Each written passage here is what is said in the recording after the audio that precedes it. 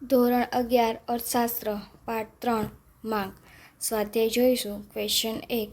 નીચેના પ્રશ્નના જવાબનો સાચો વિકલ્પ પસંદ કરીને લખો. પહેલું, માંગને અસર કરતા પરિબળોને કેટલા વિભાગમાં વહેંચવામાં આવે છે? તો આન્સર આવશે 4. બીજું, માંગ રેખાનો ઢાળ કેવો હોય છે? તો જવાબ આવશે ઋણ ઢાળ.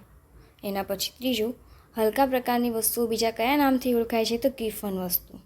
ચોથું, માંગની મૂલ્ય સાપેક્ષતાના કેટલા પ્રકાર હોય છે? તો 5. પાંચમું, કિંમત અને માંગ વચ્ચે કેવો સંબંધ છે? તો વ્યસ્ત. છઠ્ઠું, પૂરક વસ્તુઓ કેવી હોય છે? તો જવાબ આવશે જોડાયેલી. સાતમું, માંગનું વિસ્તરણ માંગ રેખા પર કઈ તરફ જોવા મળે છે? તો આન્સર આવશે નીચે. આઠમું, નીચેમાંથી માંગને કોની સાથે સંબંધ નથી? તો પુરવઠો. નવમું, માંગનો નિયમ કોણે આપ્યો? તો આલ્ફ્રેડ માર્શલે. 10. વસ્તુની કિંમત ખૂબ ઊંચી હોય તો ધનિક વર્ગ દ્વારા થતી પ્રતિષ્ઠા મૂલ્ય ધરાવતી વસ્તુઓની માંગ કેવી હોય છે? તો આન્સર આવશે વધુ. નીચેના ક્વેશ્ચન 2. નીચેના પ્રશ્નોનો એક વાક્યમાં ઉત્તર આપો. માંગ એટલે શું? માંગ એટલે કોઈ એક ચોક્કસ સ્થળે સમયે ચોક્કસ કિંમતે ગ્રાહકની વસ્તુ ખરીદવાની ઈચ્છા, શક્તિ અને તૈયારી. બીજું છે, માંગની આવક સાપેક્ષતા એટલે શું? તો વ્યક્તિની આવકમાં થતા ટકાવારી ફેરફારના સંદર્ભમાં વસ્તુની માંગમાં થતા ટકાવારી ફેરફારના ગુણોત્તરને વસ્તુની માંગની આવક સાપેક્ષતા કહેવાય છે. ત્રીજું, માંગની પ્રતિમૂલ્ય સાપેક્ષતા એટલે શું? તો માંગની પ્રતિમૂલ્ય સાપેક્ષતા એટલે કોઈ એક વસ્તુની અવેજીમાં વપરાતી વસ્તુની કિંમતમાં થતા ટકાવારી ફેરફારને કારણે મૂળ વસ્તુની માંગમાં થતા ટકાવારી ફેરફારનું પ્રમાણ. ચોથું છે, માંગનું વિસ્તરણ સંકોચન ક્યારે શક્ય બને છે? તો માંગનું વિસ્તરણ સંકોચન અન્ય પરિબળો યથાવત રહેતા વસ્તુની કિંમતમાં ફેરફાર થતાં શક્ય બને છે. પાંચમું છે, માંગમાં વધારો ઘટાડો ક્યારે શક્ય બને? તો માંગમાં વધારો ઘટાડો કિંમત યથાવત રહેતા અન્ય પરિબળોમાં ફેરફાર થતાં શક્ય બને છે. છઠ્ઠું છે, માંગનો નિયમ સાથી શરતી નિયમ કહેવાય છે?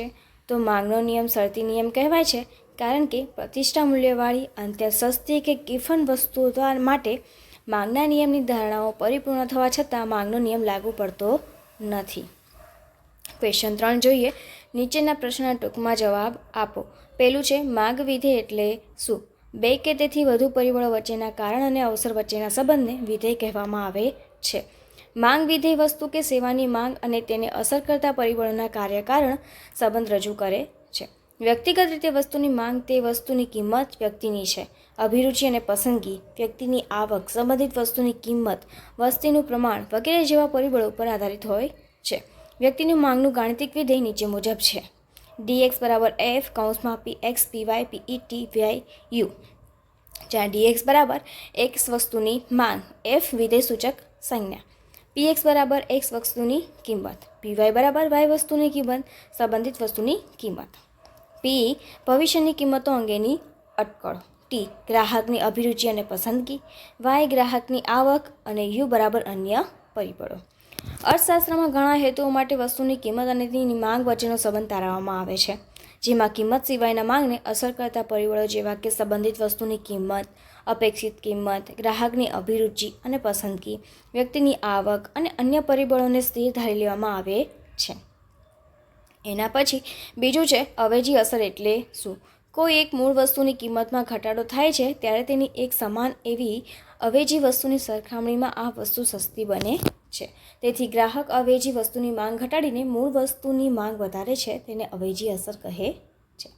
એના પછી છે ત્રીજું, ગિફન વસ્તુઓ એટલે શું? આ પ્રકારની વસ્તુઓના સંદર્ભ દર્શાવતો ખ્યાલ સર રોબર્ટ ગિફન નામના વ્યક્તિએ વિકસાવ્યો હોવાથી તેને ગિફન વસ્તુ પણ કહે છે. દાખલા તરીકે ઘઉંની સરખામણીમાં જુવાર, શુદ્ધ ઘીની સરખામણીમાં વનસ્પતિ ઘી વગેરે જેવી ઉતરતી કક્ષાની એટલે નિમ્ન કક્ષાની વસ્તુઓને હલકા પ્રકારની વસ્તુઓ કહે છે. આ પ્રકારની વસ્તુઓ ઉચ્ચ ગુણવત્તાવાળી વસ્તુઓની સરખામણીમાં સસ્તી હોય છે, જેથી ગરીબ વર્ગ આવી વસ્તુઓનો વપરાશ વધુ પ્રમાણમાં કરે છે. એના પછી ચોથું છે, વ્યક્તિગત માંગ એટલે શું?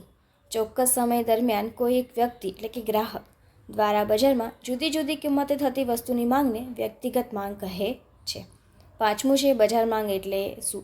જ્યારે બજારમાં તમામ વ્યક્તિઓ એટલે કે ગ્રાહકો દ્વારા જુદી જુદી કિંમતે થતી વસ્તુની માંગના સરવાળાને બજાર માંગ કહે છે. છઠ્ઠું છે, મૂલ્ય સાપેક્ષતા એટલે શું?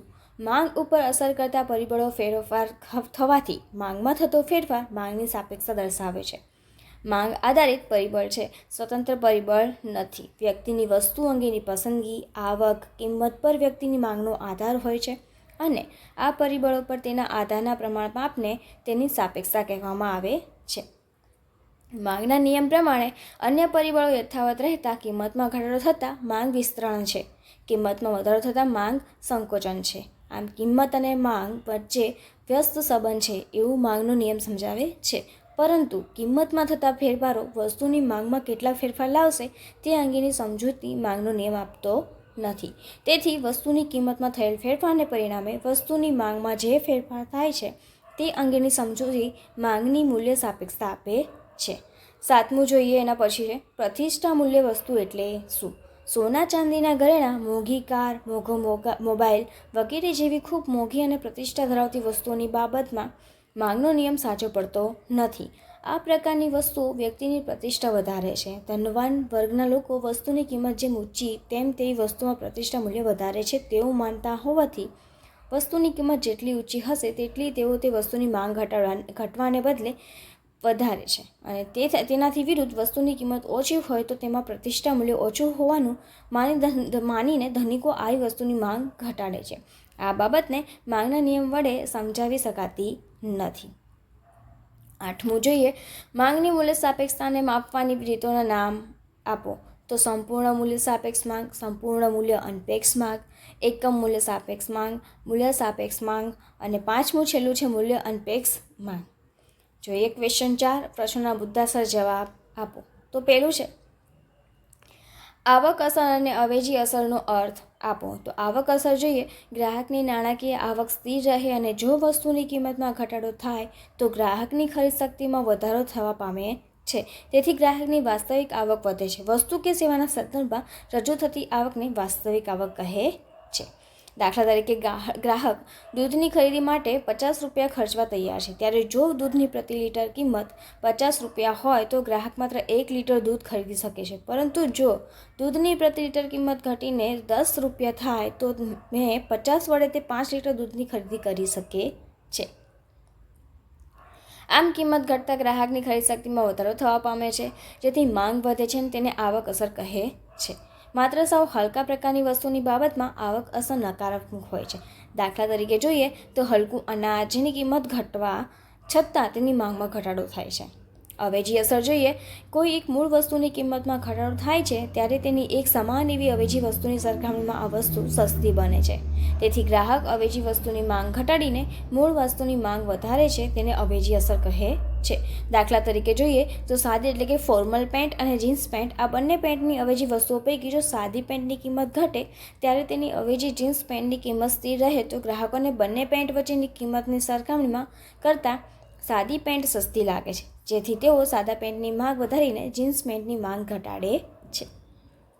બીજો પ્રશ્ન જોઈએ માંગના વિસ્તરણ અને સંકોચન આકૃતિ સહિત સમજાવો. તો અન્ય પરિબળો યથાવત એટલે કે સ્થિર રહે અને વસ્તુની કિંમત ઘટતા વસ્તુની માંગમાં વધારો થાય તે માંગનું વિસ્તરણ અને વસ્તુની કિંમત વધતા વસ્તુની માંગમાં ઘટાડો થાય તે માંગનું સંકોચન કહેવાય છે.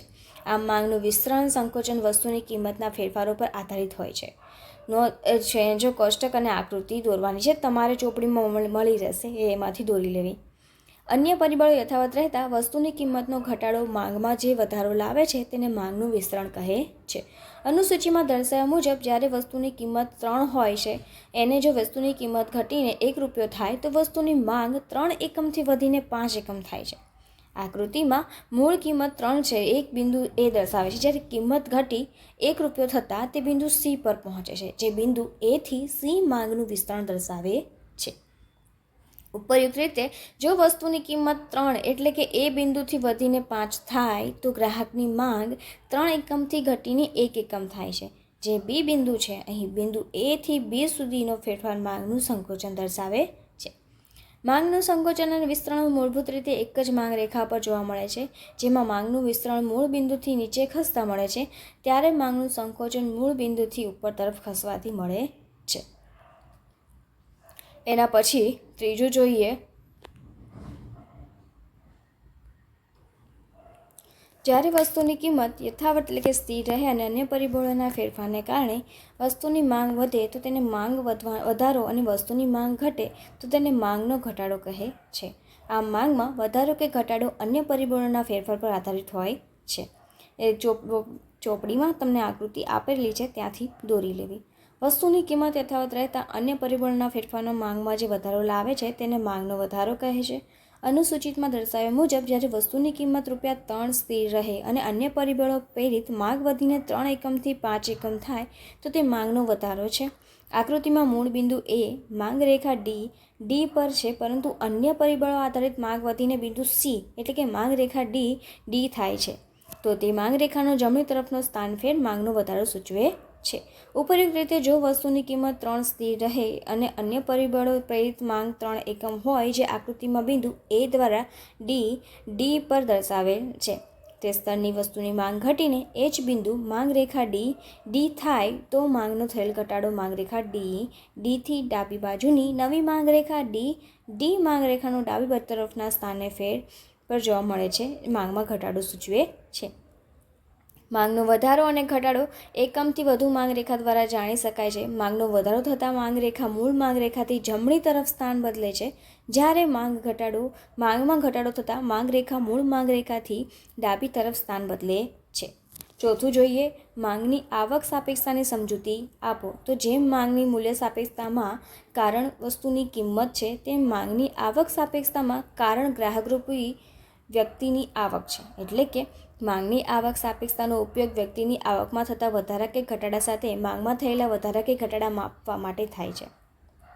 માંગની આવક સાપેક્ષતાનો અર્થ જોઈએ તો વ્યક્તિની આવકના ટકાવારી ફેરફાર અને માંગના થતા ટકાવારી ફેરફારના ગુણોત્તર માપનું તે વસ્તુની માંગની આવક સાપેક્ષતા કહેવાય છે. ગ્રાહકરૂપ વ્યક્તિની આવકમાં થતા ફેરફાર વડે વસ્તુની માંગમાં થતા ફેરફારને ભાગતા આવક સાપેક્ષતાનું માપ રજૂ થાય છે, જેને સૂત્રના રૂપમાં નીચે મુજબ દર્શાવી શકાય છે. તો માંગની આવક સાપેક્ષતા બરાબર વસ્તુની માંગમાં થતો ટકાવારી ફેરફાર ભાગ્યા વ્યક્તિની આવકમાં થતો ટકાવારી ફેરફાર.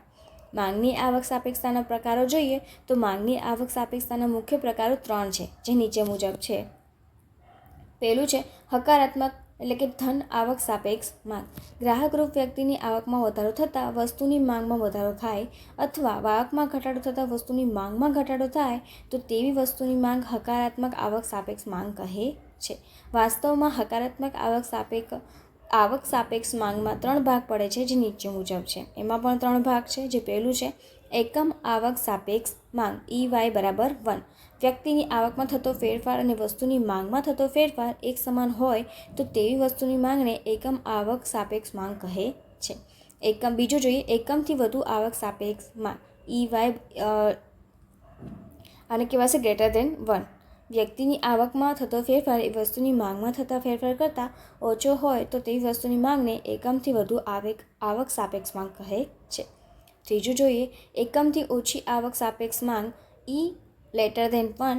વ્યક્તિની આવકમાં થતો ફેરફાર એ વસ્તુની માંગમાં થતા ફેરફાર કરતાં વધુ હોય તો તેવી વસ્તુની માંગને એકમથી ઓછી આવક સાપેક્ષ માંગ કહે છે. બીજું છે નકારાત્મક એટલે કે ઋણ આવક સાપેક્ષ માંગ. ગ્રાહકરૂપી વ્યક્તિની આવકમાં વધારો થતાં વસ્તુની માંગ ઘટે અથવા વ્યક્તિની આવકમાં ઘટાડો થતાં વસ્તુની માંગ વધે તો તેવી વસ્તુની માંગ નકારાત્મક આવક સાપેક્ષ માંગ કહેવાય છે.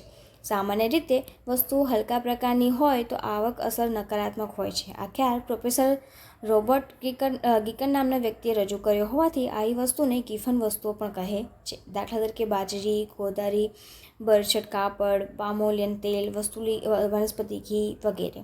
ત્રીજું જોઈએ શૂન્ય આવક સાપેક્ષ માંગ. તો ગ્રાહકરૂપી વ્યક્તિની આવકમાં ફેરફાર થાય પરંતુ વસ્તુની માંગમાં ફેરફાર ન થાય તો તેવી વસ્તુની માંગ શૂન્ય આવક સાપેક્ષ માંગ કહેવાય છે. સામાન્ય રીતે ખૂબ જ સસ્તી વસ્તુઓની માંગ શૂન્ય આવક સાપેક્ષ માંગ હોય છે. દાખલા તરીકે જોઈએ તો મીઠું, પોસ્ટકાર્ડ, ટાંકણી, દિવાસળી, સ્ટેપલર પિન વગેરે. એના પછી છે 5મું માંગના નિયમના અપવાદો સમજાવો. તો માંગના નિયમની ધારણાઓ પરિપૂર્ણ થવા છતાં કેટલીક બાબતોમાં અપવાદ જોવા મળે છે, જેમાં માંગના નિયમથી વિરુદ્ધ દિશાના ફેરફારો નોંધવામાં આવે છે. એટલે કે વસ્તુની કિંમત ઘટવા છતાં માંગ વધવાને બદલે ઘટે છે અથવા વસ્તુની કિંમત વધવા છતાં માંગ ઘટવાને બદલે વધે છે. આવા અપવાદો નીચે મુજબ છે. પહેલું છે પ્રતિષ્ઠા મૂલ્ય ધરાવતી વસ્તુઓ, એટલે કે જોઈએ સોના ચાંદીના ઘરેણાં, મોંઘી કાર, મોંઘો મોબાઈલ વગેરે જેવી ખૂબ મોંઘી અને પ્રતિષ્ઠા ધરાવતી વસ્તુઓની બાબતમાં માંગનો નિયમ સાચો પડતો નથી. આ પ્રકારની વસ્તુઓ વ્યક્તિની પ્રતિષ્ઠા વધારે છે.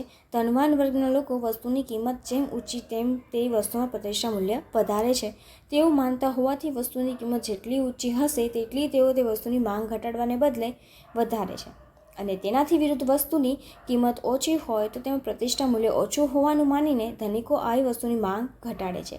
આ બાબતને માંગના નિયમ વડે સમજાવી શકાતી નથી. બીજું જોઈએ તો અત્યંત સસ્તી વસ્તુઓ જેવી કે મીઠું, દીવાસળી, ટાંકણી, સમાચારપત્ર વગેરેની માંગ પાછળ ગ્રાહકની આવકનો ખૂબ નાનો ભાગ ખર્ચાય છે. તેથી આવી વસ્તુની કિંમતમાં વધારો ઘટાડો થવા છતાં ગ્રાહકના વસ્તુ પાછળના કુલ ખર્ચમાં કોઈ વિશેષ ફેરફાર થતો નથી, જેના કારણે આવી વસ્તુઓની માંગ ઉપર ગ્રાહકો મોટી અસરો પાડતા નથી.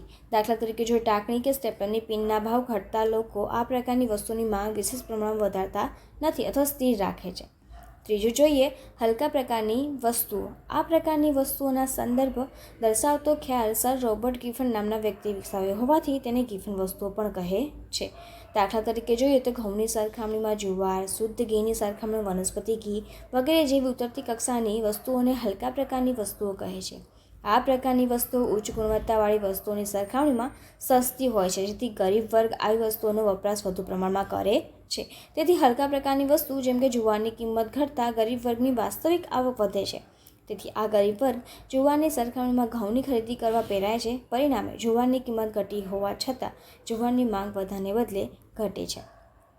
ચોથું જોઈએ ગ્રાહકોની પસંદગી. તો ગ્રાહક જ્યારે કોઈ ચોક્કસ પ્રકારની વસ્તુઓ માટે પોતાની ધારણાઓ બાંધી લે છે ત્યારે તેવા ગ્રાહકોના વલણોને કારણે તે વસ્તુઓની કિંમત વધતી હોવા છતાં માંગનું ઘટાડતો નથી અથવા વસ્તુની કિંમત ઘટતી હોવા છતાં વસ્તુની માંગ વધારતો નથી. દાખલા તરીકે જોઈએ કોઈ એક ચોક્કસ પ્રકારની ટૂથપેસ્ટ અથવા તો જૂતા વગેરે. હવે ક્વેશ્ચન 5 જોઈએ. નીચેના પ્રશ્નોના વિસ્તારપૂર્વક જવાબ આપો. તો પહેલું છે વ્યક્તિગત માંગ અને બજાર માંગની સમજૂતી આકૃતિ સહિત આપો. તો ચોક્કસ સમય દરમિયાન કોઈ એક વ્યક્તિ દ્વારા બજારમાં જુદી જુદી કિંમતે થતી વસ્તુની માંગને વ્યક્તિગત માંગ કહે છે. જ્યારે બજારમાં તમામ વ્યક્તિઓ એટલે દ્વારા જુદી જુદી કિંમતે થતી વસ્તુની માંગના સરવાળાને બજાર માંગ કહે છે. અહીંયા આકૃતિ છે એ બુકમાં આપેલી છે, તો એમાંથી દોરી લેવી. ઉપરયુક્ત અનુસૂચિતમાં A, B અને C વ્યક્તિની જુદી જુદી કિંમતે માંગ રજૂ કરવામાં આવી છે, જ્યારે બજાર માંગ એટલે કે A, B, C વ્યક્તિઓની વ્યક્તિગત માંગનો સરવાળો પણ રજૂ કરવામાં આવ્યો છે. આ અનુસૂચિ પરથી A વ્યક્તિની વ્યક્તિગત માંગ રેખા, B વ્યક્તિની વ્યક્તિગત માંગ રેખા અને C વ્યક્તિની વ્યક્તિગત માંગ રેખાનું નિર્ધારણ જુદી જુદી આકૃતિઓ દ્વારા કરવામાં આવ્યું છે. આ ઉપરાંત અનુસૂચિત મુજબ કુલ માંગ રેખા એટલે કે બજાર માંગ રેખાનું નિર્ધારણ પણ કરવામાં આવ્યું છે. આમ ઉપરયુક્ત અનુસૂચિત અને આકૃતિઓ પરથી ફલિત થાય છે કે તમામ માંગ રેખાઓ જેવી કે A વ્યક્તિની, B વ્યક્તિની, C વ્યક્તિની અને બજાર માંગ રેખાનો ઋણ ઢાળ ધરાવે છે. આ તમામ માંગ રેખાઓમાં જે તે વ્યક્તિએ કરેલ માંગ અનુસાર ઢાળમાં ફેરફાર જોવા મળે છે. પણ એક બાબત સર્વસામાન્ય રીતે તરી આવે છે કે માંગ રેખાની ઋણ ઢાળ હોય છે. એના પછી બીજું જોઈએ માંગનો અર્થ આપી માંગને અસર કરતા પરિબળો સમજાવો. તો જોઈએ કોઈ એક ચોક્કસ સમય અને કિંમતે ગ્રાહકની વસ્તુ ખરીદવાની ઈચ્છા, શક્તિ અને તૈયારીને વસ્તુની માંગ કહે છે. વસ્તુની માંગ સમય, કિંમત, વસ્તુ ખરીદવાની ઈચ્છા, શક્તિ અને તૈયારી એમ કુલ 5 પરિબળોને આધારે સર્જન પામે છે. જેમાં આ 5 પરિબળો પૂરકરૂપ હોય તે તમામની હાજરી ફરજિયાત છે. એટલે કે વસ્તુની માંગ ત્યારે શક્ય બને કે જ્યારે કોઈ એક ચોક્કસ સમય અને કિંમતે ગ્રાહક તે વસ્તુ ખરીદવાની ઈચ્છા, શક્તિ અને તૈયારી ધરાવતો હોય. વસ્તુની માંગને અસર કરતા પરિબળો 2 છે: વસ્તુની કિંમત અને કિંમત સિવાયના પરિબળો એટલે કે અન્ય પરિબળો. એમાં પહેલું જોઈશું વસ્તુની કિંમત. વસ્તુની માંગ પર સૌથી વધુ અસર કરનારું અને ખૂબ જ અગત્યનું પરિબળ છે એ જે તે વસ્તુની કિંમત છે. કારણ કે જેમ વસ્તુની કિંમત ઘટે વસ્તુ સસ્તી બને છે અને તેથી વસ્તુની માંગનું વિસ્તરણ થાય છે. જ્યારે વસ્તુની કિંમત વધતા વસ્તુ મોંઘી બને છે, તેથી માંગ સંકોચન પામે છે. આમ વસ્તુની કિંમત અને વસ્તુની માંગ એકબીજા સાથે વ્યસ્ત રૂપે સંકળાયેલા છે, જેથી કહી શકાય કે વસ્તુની કિંમત એ વસ્તુની માંગ પર સૌથી વધુ અસર કરનાર નિર્ણાયક પરિબળ છે. બીજું છે વસ્તુની કિંમત સિવાયના પરિબળો એટલે કે અન્ય પરિબળો. પહેલું જોઈએ વ્યક્તિની અભિરુચિ અને પસંદગી. ગ્રાહકરૂપ વ્યક્તિની અભિરુચિ અને પસંદગી વસ્તુની માંગ ઉપર અસર પાડનારું પરિબળ છે. વ્યક્તિનો ગમો અણગમો, શોખ, પસંદગી વગેરે વસ્તુની માંગમાં ફેરફાર લાવી શકે છે, જેથી કહી શકાય કે વસ્તુની માંગ એ વ્યક્તિની પસંદગી દર્શાવે છે. દાખલા તરીકે, નાની ઉંમરે વાંચનનો શોખ હોય તો તે ઉંમર બદલાતા વ્યક્તિના વાંચનનો પ્રકાર બદલાય છે. જેમ કે નાની ઉંમરના બાળકોને વાર્તાનું વાંચન, પુખ્ત વયે નવલકથા અને મોટી ઉંમરે ધાર્મિક પુસ્તકોનું વાંચન કરવું ગમે છે. બીજું જોઈએ તો વ્યક્તિની આવક. વ્યક્તિની આવક અને વસ્તુની માંગ વચ્ચે સીધો સંબંધ છે. એટલે કે વ્યક્તિની આવક વધતા તે વ્યક્તિની વસ્તુ ખરીદવાની શક્તિ વધે છે અને વસ્તુની માંગ પણ વધે છે. જ્યારે વ્યક્તિની આવક ઘટતા વ્યક્તિની ખરીદ શક્તિનો થતો ઘટાડો વસ્તુની માંગ ઘટાડે છે. અહીં નિમ્ન ગુણવત્તાવાળી વસ્તુઓ અપવાદરૂપ વસ્તુઓ બને છે, કારણ કે આવી વસ્તુની માંગ વ્યક્તિની આવકમાં વધારો થવા છતાં ઘટે છે. ત્રીજું જોઈએ સંબંધિત વસ્તુની કિંમત. સામાન્ય રીતે વસ્તુઓ અને અન્ય વસ્તુઓ સાથે બે પ્રકારના સંબંધો હોય છે. અવેજીપણાનો સંબંધ, બીજું છે પૂરકપણાનો સંબંધ. આવા પ્રકારની વસ્તુઓને સંબંધિત વસ્તુઓ અને તેથી વસ્તુઓની કિંમતને સંબંધિત વસ્તુઓની કિંમત કહેવામાં આવે છે. પેલું જોઈએ અવેજી વસ્તુની કિંમત. એક વસ્તુના સ્થાને બીજી વસ્તુ જરૂરિયાત સંતોષવા માટે વાપરી શકાતી હોય તો તેવી વસ્તુને અવેજી વસ્તુ કહે છે. આ પ્રકારની વસ્તુઓમાં હરીફાઈનું તત્વ તીવ્ર એટલે કે વધુ હોય છે. ઉદાહરણ તરીકે જોઈએ, સમાન લાક્ષણિકતા ધરાવતા બે જુદી જુદી કંપનીના ટીવી, બાઇક, ફ્રીજ વગેરે. અહીં મૂળ વસ્તુની કિંમત ફેરફાર ન પામે અને તેવી અવેજી વસ્તુની કિંમત ઘટે તો મૂળ વસ્તુ અને અવેજી વસ્તુ એક સરખી હોવાથી અવેજી વસ્તુ સસ્તી બનતા તેની માંગ વધે છે અને તેથી મૂળ વસ્તુની માંગ ઘટે છે. આવો વિરુદ્ધ દિશાના ફેરફાર વખતે પણ બને છે, જે સ્પષ્ટ કરે છે કે અવેજી વસ્તુની કિંમત મૂળ વસ્તુની માંગને અસર કરે છે. બીજું છે પૂરક વસ્તુની કિંમત. તો પૂરક વસ્તુ એટલે જે તે વસ્તુના ઉપયોગ કરવા માટે જરૂરી એવી બીજી વસ્તુ. આવી વસ્તુઓ હંમેશા એકબીજા સાથે જોડાયેલી હોય છે. એક વસ્તુના વપરાશ માટે બીજી વસ્તુ વાપરવી આવશ્યક હોય તો તેવી વસ્તુઓ એકબીજાની પૂરક વસ્તુ કહેવાય. ઉદાહરણ જોઈએ તો મોબાઈલ અને સિમ કાર્ડ, એસી અને વીજળી, ચશ્માની ફ્રેમ અને તેના કાચ વગેરે. અહીં મૂળ વસ્તુની કિંમતમાં ફેરફાર ન થાય પણ પૂરક વસ્તુની કિંમત વધે તો મૂળ વસ્તુ અને પૂરક વસ્તુ બંને એકબીજાથી જોડાયેલ હોવાથી પૂરક વસ્તુમાંથી બનતા તેની માંગ ઘટતા મૂળ વસ્તુની માંગ પણ ઘટે છે. આવું તેનાથી વિરુદ્ધ દિશાના ફેરફાર વખતે પણ બને છે, જે સ્પષ્ટ કરે છે કે પૂરક વસ્તુની કિંમત મૂળ વસ્તુની માંગને અસર કરે છે. ચોથું જોઈએ ભવિષ્યની કિંમતો અંગેની અટકળો. વ્યક્તિની ભવિષ્યમાં વસ્તુઓની કિંમત વિશેની અટકળો વર્તમાન સમયની વસ્તુની માંગમાં મોટો ફેરફાર લાવે છે. જો વ્યક્તિની ભવિષ્યમાં વસ્તુની કિંમતમાં વધારા અંગેની અટકળો હોય તો તે વર્તમાન સમયમાં વસ્તુની માંગ વધારે છે, જેથી તે વ્યક્તિની ભવિષ્યમાં બચત કરી શકે છે. એના પછી પાંચમું જોઈએ તો વસ્તી અને વસ્તીનું વય જૂથ. વસ્તીનું પ્રમાણ પણ વસ્તુની બજાર માંગને અસર કરનારું એક અગત્યનું પરિબળ છે. દેશની વસ્તી જેટલી હોય તેના પ્રમાણમાં જ વસ્તુઓની વપરાશ થતી હોય છે. તેથી કહી શકાય કે વસ્તી વધે તો વસ્તુઓની માંગ પણ વધશે અને વસ્તી ઘટે તો વસ્તુની માંગ પણ ઘટશે. વસ્તીના વય જૂથના થતા ફેરફારને પણ વસ્તુની માંગમાં ફેરફાર લાવે છે. એના પછી ત્રીજું છે માંગના નિયમને અનુસૂચિત અને આકૃતિની મદદથી સમજાવો. તો વસ્તુની કિંમત અને વસ્તુની માંગ વચ્ચેના સંબંધની સમજૂતી આપતા નિયમને માંગના નિયમ તરીકે ઓળખવામાં આવે છે, જેમાં વસ્તુની કિંમતમાં થતો ફેરફાર એ કારણ અને વસ્તુની માંગમાં થતો ફેરફાર એ અસર છે. આ નિયમ પ્રોફેસર આલ્ફ્રેડ માર્શલે રજૂ કર્યો છે. જો અન્ય પરિબળો યથાવત રહે તો વસ્તુની કિંમત ઘટતા વસ્તુની માંગનું વિસ્તરણ થાય છે, જ્યારે વસ્તુની કિંમત વધતા વસ્તુની માંગનું સંકોચન થાય છે. આમ વસ્તુની કિંમત અને તેની માંગ વચ્ચે વ્યસ્ત સંબંધ છે. ધારણાઓ જોઈએ તો વસ્તુની કિંમત અને તેની માંગ વચ્ચેનો વ્યસ્ત સંબંધ દર્શાવતો નિયમ કેટલીક ધારણાઓ પર રચવામાં આવ્યો છે. આ નિયમમાં કિંમત સિવાયના માંગને અસર કરતા પરિબળોને સ્થિર એટલે કે યથાવત ધારી લેવામાં આવ્યા છે. આ ધારણાઓ આ નીચે મુજબ છે, જે છે ગ્રાહકોની અભિરુચિ અને પસંદગી સ્થિર રહે છે, ગ્રાહકોની આવક સ્થિર છે, અવેજી અને પૂરકની કિંમતો સ્થિર રહે છે, ભવિષ્યની કિંમતો અંગેના અનુમાનો કરવામાં આવતા નથી. છેલ્લું છે અને પછી પાંચમું છે છેલ્લું વસ્તીનું પ્રમાણ સ્થિર રહે છે. જોઈએ માંગના નિયમની સમજૂતી છે. માંગના નિયમની સમજૂતી માંગની અનુસૂચિત આકૃતિ અને વિશ્લેષણ પર આધારિત છે, જે નીચે મુજબ છે. એની અનુસૂચિ જોઈએ તો કોઈ એક ગ્રાહકો એક ચોક્કસ સમયે જુદી જુદી કિંમતે વસ્તુના કેટલાક એકમો ખરીદવાની તૈયારી કરે છે, જે તે દર્શાવતી યાદીને માંગની અનુસૂચિ કહેવામાં આવે છે.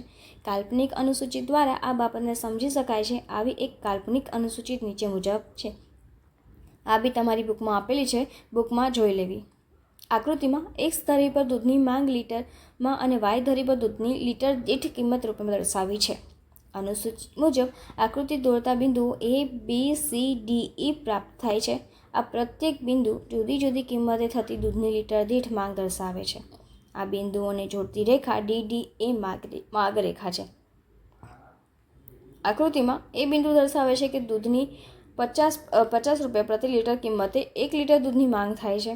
બી બિંદુ દર્શાવે છે કે દૂધની 40 પ્રતિ લીટર કિંમતે 2 લીટર દૂધની માંગ થાય છે. જ્યારે એ બિંદુ દર્શાવે છે કે દૂધની 10 રૂપિયા પ્રતિ લીટર કિંમતે 5 લીટર દૂધની માંગ થાય છે. આમ આકૃતિમાં બિંદુઓ ABCDE જોડતા DD માંગ રેખા પ્રાપ્ત થાય છે, જે ડાબી બાજુથી જમણી બાજુ ઉપરથી નીચેની તરફ ગતિ કરે છે. એટલે કે આકૃતિમાં DD માંગ રેખા ઋણ ઢાળ ધરાવે છે. વિશ્લેષણ જોઈએ તો વસ્તુની કિંમત અને તેની માંગ વચ્ચેનો વ્યસ્ત સંબંધ નીચે મુજબના 2 કારણોની મદદથી સમજી શકાય છે. પહેલું તો છે આવક અસર. ગ્રાહકની નાણાકીય આવક સ્થિર રહે અને જો વસ્તુની કિંમતમાં ઘટાડો થાય તો ગ્રાહકની ખરીદ શક્તિમાં વધારો થવા પામે છે, જેથી ગ્રાહકની વાસ્તવિક આવક વધે છે. વસ્તુ કે સેવાના સંદર્ભમાં રજૂ થતી આવકને વાસ્તવિક આવક કહે છે. ઉદાહરણ જોઈએ તો ગ્રાહક દૂધની ખરીદી માટે 50 રૂપિયા ખર્ચવા તૈયાર છે, ત્યારે જો દૂધની પ્રતિ લીટર કિંમત ₹50 હોય તો ગ્રાહકનો માત્ર 1 લીટર દૂધ ખરીદી શકે છે. પરંતુ જો દૂધની પ્રતિ લીટર કિંમત ઘટીને 10 થાય તો મેં 50 વડેથી 5 લીટર દૂધની ખરીદી કરી શકીએ છીએ. આમ કિંમત ઘટતા ગ્રાહકની ખરીદ શક્તિમાં વધારો થવા પામે છે, તેથી માંગ વધે છે. તેને આવક અસર કહે છે. માત્ર સાવ હલકા પ્રકારની વસ્તુની બાબતમાં આવક અસર નકારાત્મક હોય છે. દાખલા તરીકે હલકું અનાજ, જેની કિંમત ઘટવા છતાં તેની માંગમાં ઘટાડો થાય છે. અવેજી અસર જોઈએ તો કોઈ એક મૂળ વસ્તુની કિંમતમાં ઘટાડો થાય છે ત્યારે તેની એક સમાન એવી અવેજી વસ્તુની સરખામણીમાં આ વસ્તુ સસ્તી બને છે. તેથી ગ્રાહક અવેજી વસ્તુની માંગ ઘટાડીને મૂળ વસ્તુની માંગ વધારે છે, તેને અવેજી અસર કહે છે. દાખલા તરીકે જોઈએ તો સાદી પેન્ટ અને જીન્સ પેન્ટ, આ બંને પેન્ટની અવેજી વસ્તુઓ પૈકી જો સાદી પેન્ટની કિંમત ઘટે ત્યારે તેની અવેજી જીન્સ પેન્ટની કિંમત સ્થિર રહે તો ગ્રાહકોને બંને પેન્ટ વચ્ચેની કિંમતની સરખામણી કરતાં સાદી પેન્ટ સસ્તી લાગે છે, જેથી તેઓ સાદા પેન્ટની માંગ વધારીને જીન્સ પેન્ટની માંગ ઘટાડે છે. ઉપરોક્ત માહિતી અને મુદ્દાઓ પરથી આપણે માંગને સમજી શકીએ છીએ. એના પછી ચોથું છે માંગની મૂલ્ય સાપેક્ષતાનો અર્થ આપી તેના પ્રકારો આકૃતિ સહિત સમજાવો. એનો જવાબ જોઈશું. માંગ ઉપર અસર કરતા પરિબળોમાં ફેરફાર થવાથી માંગમાં થતો ફેરફાર માંગની સાપેક્ષતા દર્શાવે છે. માંગ આધારિત પરિબળ છે, સ્વતંત્ર પરિબળ નથી. આપણે આગળ બી જોયું. વ્યક્તિની વસ્તુ અંગેની પસંદગી, આવક, કિંમત પર વ્યક્તિની માંગનો આધાર હોય છે અને આ પરિબળો પર તેના આધારના પ્રમાણમાં આપને તેની સાપેક્ષતા કહેવામાં આવે છે. માંગના નિયમ પ્રમાણે અન્ય પરિબળો યથાવત રહેતા કિંમતમાં ઘટાડો થતાં માંગ વિસ્તરણ છે, કિંમતમાં વધારો થતાં માંગ સંકોચન છે. આમ કિંમત અને માંગ વચ્ચે વ્યસ્ત સંબંધ છે એવું માંગનો નિયમ સમજાવે છે. પરંતુ કિંમતમાં થતા ફેરફારો વસ્તુની માંગમાં કેટલાક ફેરફાર લાવશે તે અંગેની સમજૂતી માંગનો નિયમ આપતો નથી. તેથી વસ્તુની કિંમતમાં થયેલ ફેરફારને પરિણામે વસ્તુની માંગમાં જે ફેરફાર થાય તે અંગેની સમજૂતી માંગની મૂલ્ય સાપેક્ષતા હોય છે. માંગની મૂલ્ય સાપેક્ષતા કોઈ પણ વસ્તુની કિંમત અને માંગ વચ્ચેના પ્રમાણાત્મક સંબંધને દર્શાવે છે, જેને ઉદાહરણની મદદ વડે સૂત્ર દ્વારા નીચે મુજબ દર્શાવી શકાય છે. ઓકે, આગળનું માંગની મૂલ્ય સાપેક્ષતા બરાબર માંગમાં ટકાવારી ફેરફાર ભાગ્યા કિંમતમાં ટકાવારી ફેરફાર. EP બરાબર એક વસ્તુની માંગમાં થતો ટકાવારી ફેરફાર ભાગ્યા એક વસ્તુની કિંમત થતો ટકાવારી ફેરફાર. નોંધ, માંગની મૂલ્ય સાપેક્ષતા શુદ્ધ આંકમાં વ્યક્ત થાય છે, એટલે કે તેની પાછળ ટકા, રૂપિયા, કિલોગ્રામ મતલબ લીટર, મીટર જેવું કોઈ એકમ લખાતું નથી. માંગની મૂલ્ય સાપેક્ષતાની વ્યાખ્યા જોઈએ તો માંગની મૂલ્ય સાપેક્ષતાની વ્યાખ્યાઓ નીચે મુજબ છે. પ્રોફેસર માર્શલ માંગની મૂલ્ય સાપેક્ષતાની સમજૂતીમાં જણાવે છે કે વસ્તુની માંગની મૂલ્ય સાપેક્ષતા વધારે કે ઓછી એનો આધાર કિંમતના ઘટાડાને પરિણામે માંગમાં થતો વધારો મોટો છે કે નાનો છે અને કિંમતમાં વધારાને પરિણામે માંગમાં થતો ઘટાડો મોટો છે કે નાનો એની ઉપર રહે છે. એના પ્રકારો જોઈએ તો વસ્તુની કિંમતમાં ફેરફાર તથા વસ્તુની માંગમાં કયા દરે ફેરફાર થાય છે તેના આધારે માંગની મૂલ્ય સાપેક્ષતાના 5 પ્રકાર પાડવામાં આવે છે. સંપૂર્ણ મૂલ્ય સાપેક્ષ માંગ, સંપૂર્ણ મૂલ્ય અનપેક્ષ માંગ, એકમ મૂલ્ય સાપેક્ષ માંગ, મૂલ્ય સાપેક્ષ માંગ, મૂલ્ય અનપેક્ષ માંગ. ઓકે, સંપૂર્ણ મૂલ્ય સાપેક્ષ માંગ જ્યારે વસ્તુની કિંમતમાં અત્યંત નજીવો ફેરફાર તેની માંગમાં અમર્યાદિત ફેરફાર લાવે ત્યારે વસ્તુ માટેની માંગમાં અનંત ફેરફાર થાય છે, તેને સંપૂર્ણ મૂલ્ય સાપેક્ષ માંગ કહે છે. દાખલા તરીકે ટી વસ્તુની કિંમતમાં 1% ઘટાડો થતાં તેની માંગમાં સતત વધારો થાય, અનંત ગણો વધારો થાય તો આવી માંગનો આંક અપમાપ આવે છે. સૂત્ર મુજબ EP બરાબર માંગમાં થતો ટકાવારી ફેરફાર ભાગ્યા કિંમતમાં થતો ટકાવારી ફેરફાર. આકૃતિ તમારા બુકમાં આપેલી છે, એમાંથી દોરી લેવી. આવા પ્રકારની માંગનું વાસ્તવમાં અસ્તિત્વ જોવા મળતું નથી, પરંતુ અર્થશાસ્ત્રના સિદ્ધાંતોમાં પૂર્ણ હરીફાઈની સમજૂતી આપવામાં આ ખ્યાલ ઉપયોગી છે. આકૃતિમાં ડીડી માંગ રેખા છે જે આડી ધરીને સમાંતર છે. તે દર્શાવે છે કે પ્રવર્તમાન બજાર કિંમતે વસ્તુની માંગ અનંત એટલે કે અમર્યાદિત છે. બીજું, સંપૂર્ણ મૂલ્ય અનપેક્ષ માંગ. તો EP બરાબર 0. જ્યારે વસ્તુની કિંમતમાં ગમે તેટલો ફેરફાર થાય પણ વસ્તુની માંગ સ્થિર રહેવા પામે તો તેવી વસ્તુની માંગને સંપૂર્ણ મૂલ્ય અનપેક્ષ માંગ કહે છે. દાખલા તરીકે કોઈ વસ્તુની કિંમતમાં 10% વધારો થાય અને તેને પરિણામે કે વસ્તુની માંગમાં કોઈ ફેરફાર ન થાય તો તેવી વસ્તુની માંગને સંપૂર્ણ મૂલ્ય અનપેક્ષ માંગ કહે છે. એનું સૂત્ર આવશે માંગમાં થતો ટકાવારી ફેરફાર ભાગ્યે કિંમતમાં થતો ટકાવારી ફેરફાર. એની પણ આકૃતિ તમને બુકમાં આપેલી છે. એના પછી જોઈએ તો સંપૂર્ણ મૂલ્ય અનપેક્ષ માંગનો આંક હંમેશા શૂન્ય હોય છે. એમાં છે. આકૃતિમાં દર્શાવ્યા પ્રમાણે ડીડી માંગ રેખા વાય ધરીને સમાંતર છે, જે દર્શાવે છે કે વસ્તુની કિંમતમાં ગમે તે પ્રમાણમાં ફેરફાર માંગમાં ફેરફાર લાવી શકતો નથી. એનો અર્થ એમ થાય છે કે વસ્તુની માંગ સ્થિર રહે છે. આ પ્રકારની વસ્તુની માંગને સંપૂર્ણ મૂલ્ય અનપેક્ષ માંગ કહે છે. ત્રીજું જોઈએ તો એકમ મૂલ્ય સાપેક્ષ માંગ. તો જ્યારે કિંમતના ટકાવારી ફેરફારો અંગે માંગના ટકાવારી ફેરફાર સરખા હોય ત્યારે માંગ સપ્રમાણ મૂલ્ય સાપેક્ષ છે તેમ કહેવાય, જેને એકમ મૂલ્ય સાપેક્ષ માંગ પણ કહે છે. ઉદાહરણ જોઈએ તો વસ્તુની કિંમતમાં 5%નો ઘટાડો થાય અને તેથી વસ્તુની માંગમાં 5%નો વધારો થાય તો તેવી વસ્તુની માંગની મૂલ્ય સાપેક્ષતાને 1 છે તેમ કહેવાય. એ આકૃતિ ચોપડીમાં જોઈ લેવી. વસ્તુની કિંમતમાં થતો ટકાવારી ફેરફાર અને વસ્તુની માંગમાં થતો ટકાવારી ફેરફાર સરખો થતો હોવાથી વસ્તુની માંગ એકમ મૂલ્ય સાપેક્ષ છે તેમ કહેવાય. આકૃતિમાં દર્શાવ્યા પ્રમાણે વસ્તુની કિંમત PP જેટલો ઘટાડો થાય છે, જેથી વસ્તુની માંગમાં MM જેટલો વધારો થાય છે. જ્યાં PP કિંમતનો ફેરફાર અને MM માંગનો ફેરફાર એક સરખા પરંતુ વિરુદ્ધ દિશાના હોવાથી આવી વસ્તુની માંગ એકમ મૂલ્ય સાપેક્ષ માંગ છે તેમ કહેવાય. એના પછી ચોથું છે મૂલ્ય સાપેક્ષના માંગ. તો વસ્તુની કિંમતના ટકાવારી ફેરફાર કરતાં વસ્તુની માંગમાં થતો ટકાવારી ફેરફાર વધુ હોય તો તેવી વસ્તુની માંગને મૂલ્ય સાપેક્ષ માંગ કહે છે. ઉદાહરણ જોઈએ તો વસ્તુની કિંમતમાં 10%નો વધારો થાય અને તેની પરિણામે વસ્તુની માંગમાં 30% ઘટાડો થાય તો તેવી વસ્તુની માંગ મૂલ્ય સાપેક્ષ છે તેમ કહેવાય. માંગની મૂલ્ય સાપેક્ષતાનો આંક 3 છે, જે દર્શાવે છે કે વસ્તુની કિંમતમાં થતા ફેરફાર કરતાં વસ્તુની માંગમાં થતો ફેરફાર વધુ છે, આમ વસ્તુની માંગ મૂલ્ય સાપેક્ષ છે. આકૃતિ પણ તમને બુકમાં આપેલી છે. પાંચમું જોઈએ મૂલ્ય અનપેક્ષ માંગ. તો વસ્તુની કિંમતમાં ટકાવારી ફેરફાર કરતાં વસ્તુની માંગમાં થતો ટકાવારી ફેરફાર ઓછો હોય તો તેવી વસ્તુની માંગને મૂલ્ય અનપેક્ષ માંગ કહે છે. ઉદાહરણ જોઈએ તો વસ્તુની કિંમતમાં 20%નો વધારો થાય અને તેના પરિણામે વસ્તુની માંગમાં ફક્ત 5% ઘટાડો થાય તો તેવી વસ્તુની માંગ મૂલ્ય અનપેક્ષ એમ કહેવાય છે. માંગની મૂલ્ય સાપેક્ષતાનો આંક 1થી ઓછો આવે ત્યારે તે વસ્તુની માંગ મૂલ્ય અનપેક્ષ કહેવાય. આકૃતિ બુકમાં આપેલી છે. આકૃતિમાં PP જેટલો વસ્તુની કિંમતનો વધારો થવાથી વસ્તુની માંગમાં MM જેટલો ઘટાડો થાય છે. અહીં વસ્તુની કિંમતમાં થયેલ વધારા કરતાં માંગમાં થતો ઘટાડો ઓછો છે. સામાન્ય રીતે જીવન જરૂરી આવશ્યક વસ્તુની માંગ મૂલ્ય અનપેક્ષ હોય છે. દાખલા તરીકે જોઈએ તો અનાજ, દૂધ, તેલ વગેરે. ઉપરોક્ત માહિતી પરથી આપણે માંગની મૂલ્ય સાપેક્ષતા સમજી શકીએ છીએ. આજ સાથે આપણું સ્વાધ્યાય અહીંયા પૂરું થાય છે.